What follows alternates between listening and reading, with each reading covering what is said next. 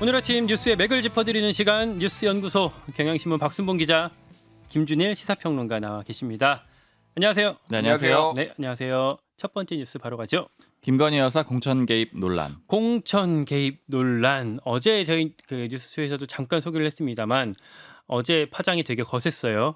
네, 어제 뉴스토마토가 보도를 했고요. 내용을 간단하게 간추려드리면은 김영선 전 국민의힘 의원이 21대 현역이었거든요. 네. 그때 지역구가 경남 창원 의창이었습니다. 음. 그런데 4월 10일 총선 공천을 앞두고 김건희 여사가 김해로 지역구로 옮겨서 출마하라 이렇게 요청을 했다라는 내용이에요.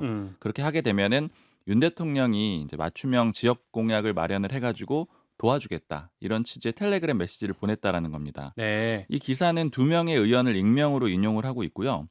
김 전 의원이 김 여사가 이런 내용의 텔레그램 메시지를 보낸 걸 이 의원들한테 보여줬다. 그 내용을 보고 이렇게 공개한 것이다. 이렇게 보도를 했습니다. 네.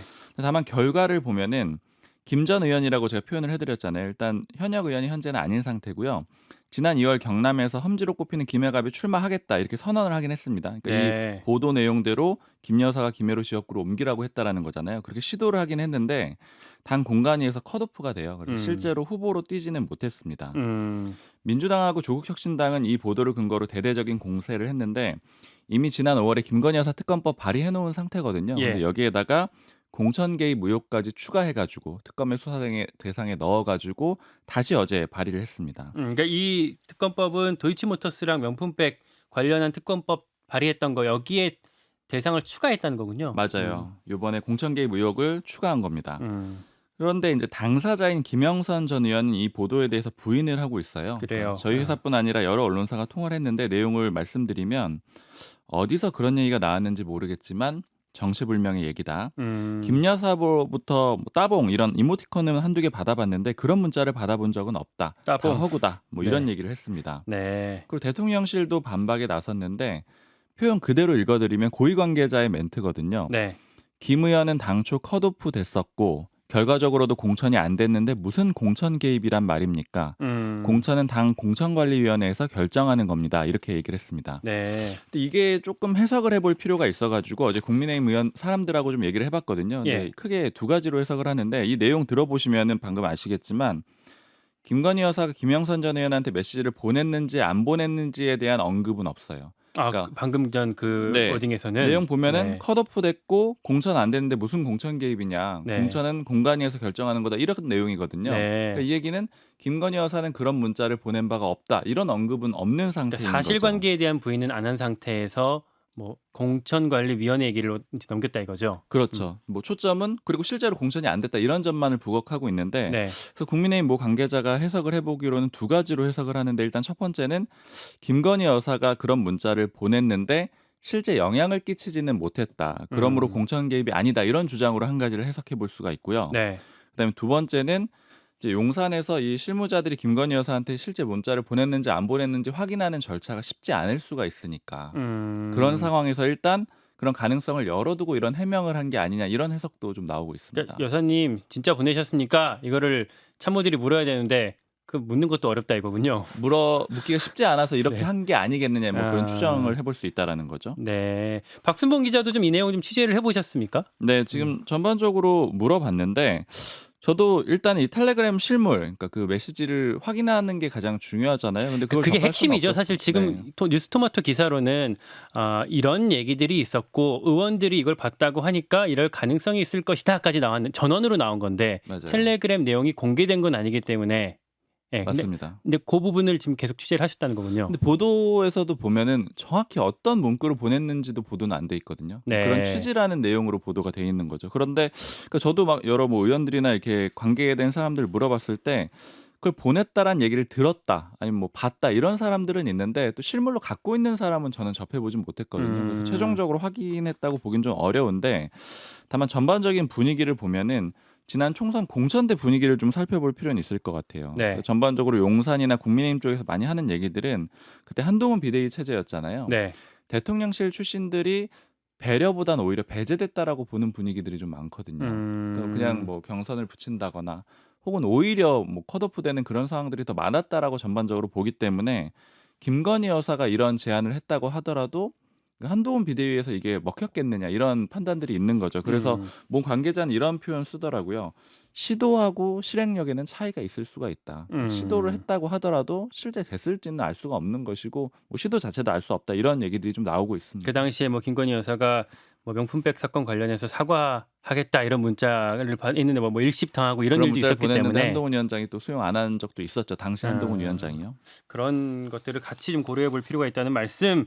김준일 평론가는 어떤 부분들을 좀 주목하셨습니까? 그러니까 이거를 좀 이해를 돕기 위해서 맥락들을 좀 설명드릴게요. 일단 김영선 의원이 5선 의원이잖아요. 네.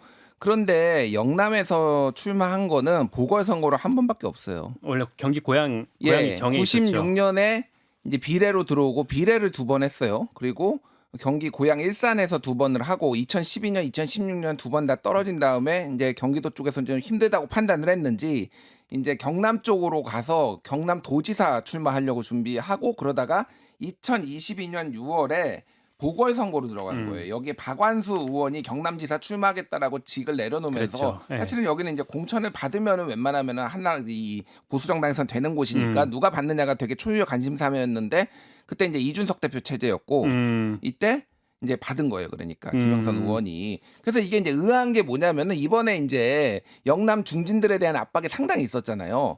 근데 사실은 영남의 초짜예요. 선수는 많지만은. 아, 그렇죠. 영남에 온 지는 얼마 안 됐으니까. 그러니까 어쨌든 수도권에서 본인이 예. 본인의 이런 거를 해왔잖아요. 그러니까 사실 직접적인 압박이 있었던 대상이라고 보기 힘들어요. 그러니까 어떻게 보면은. 그러니까 이제 이번에 출마를 이제 내가 당을 위해 헌신하겠다고 한 사람이 예를 들면 하태경. 그래서 뭐 해운대에서 이제 수도권으로 왔지만은 졌잖아요. 그리고 서병수, 뭐 조혜진 이런 사람들이 이번 분들이 이제 영남에서 스위칭을 했잖아요. 근데 어찌 됐든 하태경도 경선 기회를 받았고.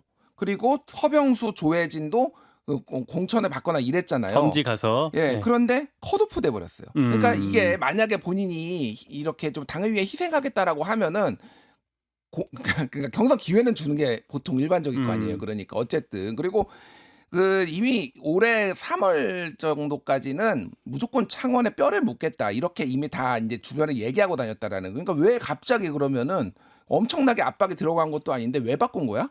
2년밖에 안 됐는데 여기서 온 지 2년도 안 된 거죠. 그러니까 2020년 6월이니까 2년도 안 된 상황에서 1년 한 10개월밖에 안 됐는데 갑자기 김해로 가겠다고 하니까 이게 뭐지라고 생각을 했는데 당 지도부에서는 우리랑 상의된 거 아니야라고 컷오프를 시켜버린 거예요. 그러니까 여기에 약간의 그게 있는 거죠. 그러니까 이게 당시에 소문도 이제 그런 게 뭐가 있었냐면은 이게 다른 이유로 여기 들어왔는데 한동훈 비대위원장이 이거 탐탁지 않게 생각해가지고 이거 잘라버린 거 아니야? 이런 얘기들이 이미 있었다라는 거고. 이거는 이제 제가 전언으로 이제 그 당시에 이제 정치권에서 들은 건데 이렇게 된 다음에 김영선 의원이 매우 억울해했다. 매우 억울했다. 예, 나는 당을 위해 희생을 하려고 했는데 이렇게 되면서 기자회견까지 준비를 했다더라. 이 얘기가 있었어요 이미 그 당시에 네. 3월, 4월에 이미. 그러니까 뭐 이런 맥락들이 있는데 이게 이제 터진 거면은 그런 거죠. 그러니까 뭐 사실 확인은 제가 할 수는 없으나 김건희 여사가 옮기기로 권유를 했고 한동훈 비대위원장이 그거를 탐탁하게 여기지 않아서 공천을 안 줘버리고 뭐 이런 거가 이게 나중에는 이제 비례 공천 가지고 또 한번 붙었잖아요. 그러니까 네. 이철규 사무총장이 SNS에 이거 엉터리로 했다라고 해서 막 다시 뒤집어지고 막 이런 과정이 있었잖아요. 전반적으로 이 맥락들이 있다라는 거죠. 그러니까 이런 네. 여사의 영향력 혹은 시도가 있었을 만한 그렇게 이해할 만한 정황들이 나름 그렇죠. 그 당시에 있었다는 거군요. 그러니까 저는 이제 정황들을 이제 설명을 드린 거고 말씀하셨다시피 이게 이제 확인이 되려면은 텔레그램이 있거나 녹취록이 있거나 증언자가 나와가지고 이거를 얘기해주거나 이래야 되는데 제가 또 이쪽 언론계 쪽 얘기를 들어보면 뉴스토마토에서도 이거를 가지고 조금 논란이 있었다고 해요. 언론사 내부에서. 예, 보도 시점을 놓고 예. 약간의 이제 취재 기자와 뭐 이제 그 윗선에서. 보도국장 이제 이 편집국장 쪽에서의 약간의 긴장 관계가 있었다고 합니다. 여러모로 하여간 이거는 지금 상황에서는 다른 언론사들은 좀 관망하고 있는 것 같고 증거가 나오느냐 안 나오느냐가 되게 이제 중요해졌다. 근데 어쨌든 야당 입장에서는 이거는 무조건 특검으로 가야 된다. 뭐 이런 명분을 좀 가지게 된 이런 상황이라고 보면 말씀 될것 듣고 같아요. 보니까 중요한 건 세 가지군요. 정말 시도가 있었느냐, 그리고 실행력에 어느 정도 에너지가 있었느냐, 그리고 이걸 입증을 할 만한 어떤 증거가 아마 텔레그램이 되겠죠. 증거가 있었느냐 요 세 가지를 좀 지켜봐야 맞아요. 되겠군요. 근데 좀 그 당시에 그 공천 상황 취재할 때 제가 생각을 좀 떠올려 보니까 그 김영선 전 의원이 어떤 인물이냐면 후쿠시마 오염수 그때 논란이 있었을 때 수 좀 물도 마시고 그다음에 언론 노량진 대응도 가서 하고 뭐 네. 이런 인물인데 당시 당내에서 반응이 굉장히 좀 안 좋았거든요. 대응이 썩 좋지 않은 것 같다 이런 평가들이 많았고 그래서 공천받기가 좀 쉽지 않을 거다 이런 얘기들이 이미 있는 상태였었어요. 그래서 이제 그런 것도 사실은 좀 영향이 있다고 봐야 될 것 같아요. 기본적으로 공천받기 좀 어려운 사람이었다. 이것도 좀 배경으로 보셔야 될 것 같습니다. 아무튼 이런 과정을 거쳐서 민주당 등 야당에서는 이미 이제 특검법을 발의한 상태까지 됐습니다. 이후 상황 좀 지켜보도록 하고요. 이 뉴스는 우리 2부의 뉴스 게임에서 같이 좀 더 다뤄보도록 하겠습니다. 우리는 두 번째 뉴스로 가겠습니다. 법카 의혹 김혜경 씨 검찰 출석. 이재명 대표 부인 김혜경 씨가 어제 검찰에 출석해서 조사를 받았어요. 네. 혐의는 경기도 법인카드 유용 의혹이고요. 네. 이재명 대표가 경기지사를 지냈었잖아요. 네. 그때 당시에 수행비서 통해 가지고 초밥, 과일, 뭐 그런 음식값 같은 것들을 경기도 법인카드로 결제하는 데 관여했다. 이런 혐의를 받고 있고요. 또 식사비 민주당 관계자 6명하고 10만 4천 원 결제할 때 역시 이제 관여했다. 이런 혐의가 적용이 돼 있습니다. 어제 수원지검으로 출석을 했어요. 근데 원래는 비공개 출석할 것이다 이렇게 알려졌었는데 이제 민주당 쪽에서 오히려 일정을 공개를 했거든요. 그래서 이제 공개 출석이 됐고 김혜경 씨도 모습을 드러내면서 출석을 했습니다. 다만 취재진 질문에 답을 하진 않았고요. 조사는 2시간 정도 이뤄졌는데 진술을 다 거부했다라고 합니다. 그 김혜경 씨 변호인 설명으로는 이 수사는 미리 결론을 다 정해놓고 하는 형식적인 수사이기 때문에 전면적으로 진술을 거부했다. 이렇게 이유를 설명을 하고 있습니다. 좀 분위기를 어제 이재명 대표 측 인사를 때마침 만나가지고 네. 좀 물어봤는데 이게 비공개에서 공개가 된 거잖아요. 출석하는 과정이요. 이게 여론전에서 괜찮다라고 그렇게 보고 있더라고요. 이게 어떤 면에서 괜찮다라는 거냐면 김건희 여사하고 대비 효과가 있을 거다 이렇게 얘기를 하더라고요. 그러니까 김건희 여사는 명품백 그 받은 그 혐의에 대해서 수사를 받을 때 뭐 이제 검사들이 찾아가고 뭐 이런 얘기들이 보도가 돼 있잖아요. 네. 근데 반대로 민주당 쪽에서 봤을 때는 김혜경 씨의 혐의는 좀 소소하다라는 거죠. 비교적 소소함에도 불구하고 검찰에 출석하고 여러 가지 뭐 압수수색이나 그런 조사들이 강압적으로 있었다라는 거를 대비할 수 있다. 이렇게 민주당 쪽에서 보고 있는 거고요. 결국 이렇게 되면은 여론이 김건희 여사 특검으로 더 힘이 실리게 될 것이다. 이렇게 얘기를 했습니다. 김혜경 여사 소환 장면을 공개함으로써 김건희 여사 특검에 힘을 더 실게 하는 전략. 좀 부당하다 이렇게 대비 효과를 줄 수 있다라는 거고 그래서 지금 민주당 쪽에서 큰 흐름은 이렇게 얘기를 하더라고요. 일단 1순위는 최상병 특검법이고 2순위가 김건희 여사 특검법인데 네. 일단 최상병 특검법은 본회의 표결까지 해보고 안 될 거라고 보고 있어요. 그러면 이제 국정조사로 넘어가서 진행을 하고 그 다음 단계가 김건희 여사 특검법으로 보고 있습니다. 그래서 국정감사 이후에 본격적으로 진행을 하겠다라는 건데, 그래서 이제 아까 말씀드렸던 공천 개입 의혹까지 이제 포함해서 재발의를 특검법을 했다라고 말씀드렸잖아요. 네. 그러니까 이런 것들도 좀 전방위 압박을 하겠다라는 그런 준비 과정으로 이해를 하시면 될 것 같아요. 전방위 압박이 앞으로도 줄줄이 있겠군요. 어제 또 하나 이제 중요하게 봐야 했었던 게 국민의힘 추경호 원내대표의 교섭단체 대표 연설. 여기서 또 이재명 대표를 직격했어요. 네. 그 추 원내대표의 교섭단체 대표 연설 때 많이 쓴 단어를 보면 강조점을 알 수 있는데 탄핵이 19번, 정쟁이 12번, 그리고 이재명 이 이름이 6번 나왔거든요. 네. 그러니까 이게 이재명 대표를 겨냥한 그런 발언들이고요. 사실 더 많이 썼던 거는 개혁이 33번, 민생 24번, 미래가 13번 이렇게 나왔기 때문에 요건 이제 그 정부 개혁 추진하고 민생 국회 되자 이렇게 얘기를 한 거예요. 그래서 두 축이었다라고 보시면 될 것 같아요. 야당 비판, 그다음에 민생 국회 이렇게 두 축이었는데 먼저 야당 비판부터 전해드리면 표현 몇 가지 말씀드리면 지난 100일 동안 야당은 탄핵안 7건, 특검법 12건 발의했고 또 13번의 청문회를 열었다. 이렇게 힘자랑하고 입법 폭주해가지고 정치는 실종되고 민주주의가 무너지고 있다. 이렇게 얘기를 했습니다. 그리고 계엄설을 민주당 쪽에서 얘기를 했었잖아요. 예. 그러니까 이거를 얘기하면서 황당무계한 가짜뉴스 만들어 퍼뜨리고 있고 이런 세력들을 오히려 탄핵해야 되는 거 아니냐 이렇게 얘기를 했어요. 그러면서 이런 정치 실종의 상태는 추 원내대표는 이재명 대표 때문에 시작됐다. 이렇게 주장을 했는데 그러니까 이재명 대표가 방탄정당을 운영하느라 이런 식의 공격을 하고 있다. 이렇게 주장을 했습니다. 민생국회 얘기는 이제 4대 개혁 윤석열 정부가 추진하고 있잖아요. 이런 게 인기가 없다라고 하더라도 추진돼야 되고 그래서 여야장 민생협의체 또 민생입법 패스트트랙을 추진하자 이런 제안도 했고요. 또 지금 정부조직법 고쳐야지 인구전략기획부를 신설할 수가 있거든요. 이런 것들도 좀 해달라 이렇게 요구를 했습니다. 여야의 프레임 전쟁이 되게 이제 치열하게 아마도 이제 다음 주에 다다음 주인가 이제 추석 연휴가 있기 때문에 또 명절 밥상머리 민심을 놓고 또 이제 양쪽에서 전략 싸움을 할 것 같은데 김준일 대표 어떻게 보셨습니까? 예. 뭐 민주당에서는 야당 대표로 모자라 배우자까지 추석 밥상머리에 제물로 올리려는 정치 검찰의 막장 행태라고 이제 논평을 냈어요. 비판을 네. 했고. 근데 이제 검찰 입장에서는 3번 김매경 씨한테 출석을 요청을 했는데 협의가 되지 않았고 그래가지고 8월 26일에 서면 조사하겠다라고 했는데 안 나오고 9월 5일에 직접 나가겠다. 뭐 본인이 얘기했다라는 거예요. 그래서 뭐 의견이 엇갈리고 있습니다.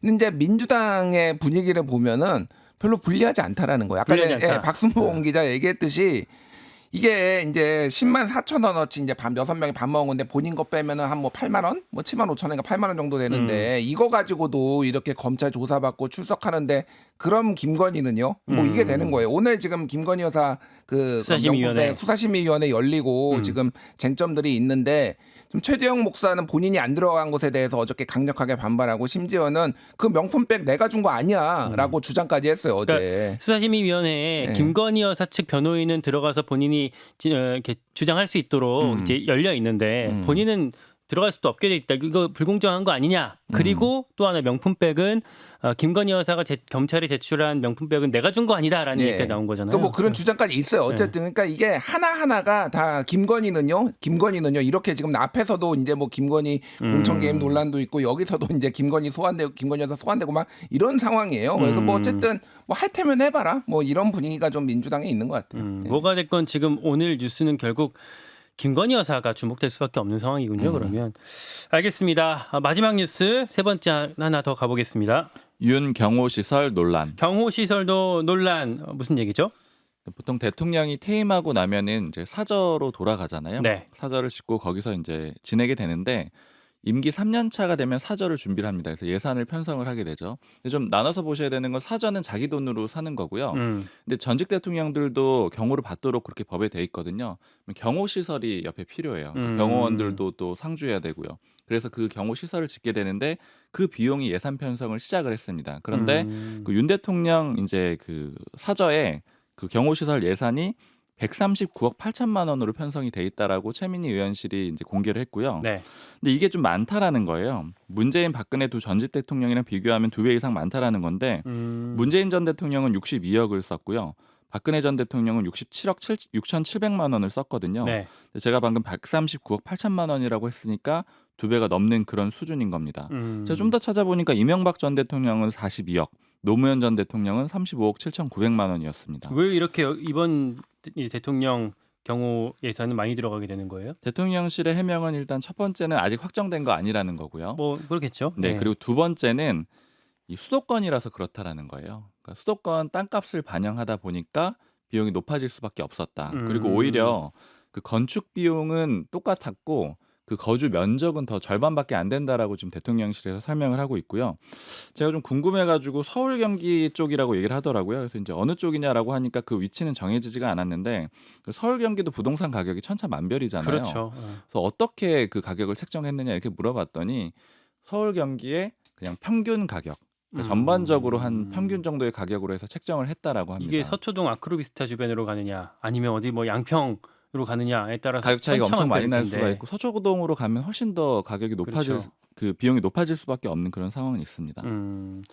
김진일 평론가는 어떻게 보셨습니까? 그러니까 뭐 이것도 지금 김건희 여사가 소환돼요. 그러니까 그러네. 예. 양평으로 지금 간다라는 얘기도 있는데 이게 이거의 문제점은 뭐냐면은 어디로 갈지도 정해지지 않았는데 예산부터 정해놓고 보통 이거는 좀 퇴임 직전에 하는데 3년 전부터 이렇게 미리 퇴임을 이렇게 많은 돈을 책정을 하는 게 좀 국민 눈높이 지금 뭐 긴축 예산 한다고 하는데 조금 뭐 이런 정황들이 있는 거죠. 그러니까 그래서 근데 이게 3년 차에 예산을 책정을 하긴 해요. 그러니까 역대 모든 대통령들이 그 임기 3년 차에 들어가면 예산을 책정을 하고 다음 해 예산을 편성하기 위해서 계속 그 미리 전해하는 준비해가지고 3년 정도 준비를 해서 이제 퇴임 직후에 들어갈 수 있도록 준비를 해서 3년 차에 하는 건 좀 일반적이긴 그러긴 해요. 합니다. 네. 어쨌든 이게 이제 평소 최고 67억이 이제 박근혜 대통령이었는데 네. 그거보다 이제 2배 이상으로 이제 하는 것에 대해서 여러 부담이 있을 것 같아요. 그리고 여기에 오늘 지금 조선일보가 단독 보도를 했는데 네. 대통령실 리모델링 공사 이거 참여연대가 2022년 10월에 이제 문제 있다고 이제 제기를 했거든요. 그러니까 용산 그거- 대통령실 국방부 수리해서 들어갔을 때 그때 리모델링했던 게 뭐 수의 계약해서 그게 문제가 아니냐라는 게 지적이 한번 있었죠. 근데 지금 잠정적으로 문제가 있다라고 무자격 업체가 들어왔다라고 뭐 이런 내용들이 이제 결론을 감사원이 내렸다라는 거예요. 지금 계속 지연 해가지고 이제 논란이 많았는데 여기도 김건희 여사와 관련된 측이 이제 공사를 맡았다 이런 얘기들이 있어서 이게 뭐가 됐든 지금 다 모든 전국의 상황이 김건희 여사하고 지금 관련되는 뭐 이런 것 같아요. 그러니까 지금. 감사원의 결과가 혹시 그러니까 수의 계약해서 그게 절차적으로 문제가 있다 여기까지입니까? 아니면 어떤 뭐 특정 구체적으로 나서 오늘 조선일보 보도를 보면은 무자격 업체가 있고 뭐 경호처 간부 A 씨가 방탄요리 시공업체를 지인 업체가 딸 수 있게 돕도록 하고 그래서 뭐 이런 등등등을 좀 전반적으로 나왔다라는 거예요. 그래서 이거는 감사원 결과를 봐야 됩니다. 봐야 되지만 어쨌든 조선일보 보도를 보면은 이미 결론을 내렸고 조만간 발표한다라고 이제 뭐 나온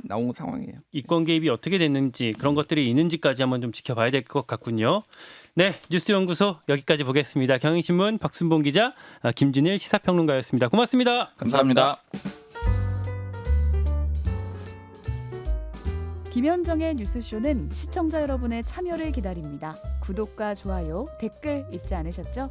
알림 설정을 해두시면 평일 아침 7시 10분 실시간 라이브도 참여하실 수 있습니다.